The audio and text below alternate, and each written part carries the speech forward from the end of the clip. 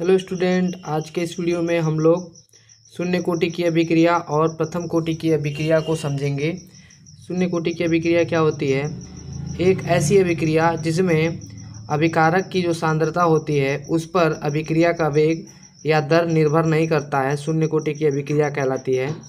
इसके उदाहरण जो है आप लोगों को ये 3 मेजरली जो है एग्ज़ाम में देखने को मिलते हैं। पहला है H2 + Cl2।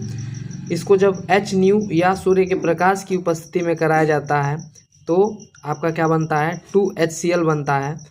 और अगर आप इसका जो है दर या वेग लिखेंगे तो उसका कुछ इस तरीके से दर या समीकरण दिखेगा, जिसमें H2 और Cl2 की जो घात है वो 0 दिखेगी।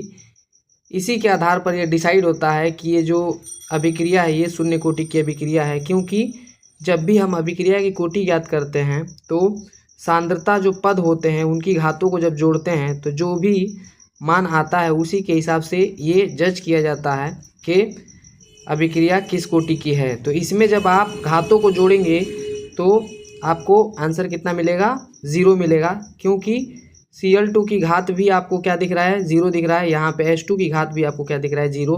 तो 0 में 0 ऐड करेंगे तो आपको 0 ही प्राप्त होता है। इसी तरीके से आप लोग का दूसरा एग्जाम्पल है 2NH3। इसको जो है Au या प्लेटिनम की उपस्थिति में क्या करना होगा, जो है रिएक्शन को करानी होगी। तो आपको क्या मिलेगा, नाइट्रोजन गैस और हाइड्रोजन गैस मिलती है। इसका अगर आप लोग जो है दर लिखेंगे तो कुछ इस तरीके से लिखेंगे। यहाँ पे आप लोग का जो अभिकारक है उसकी घात क्या दिख रही है, आपको 0 दिख रही है। तो ये ध्यान में रखना होता है, क्योंकि आप लोगों को जब क्वेश्चन दिया जाता है तो उसमें शून्य कोटि की अभिक्रिया और उसके उदाहरण पूछ लेता है।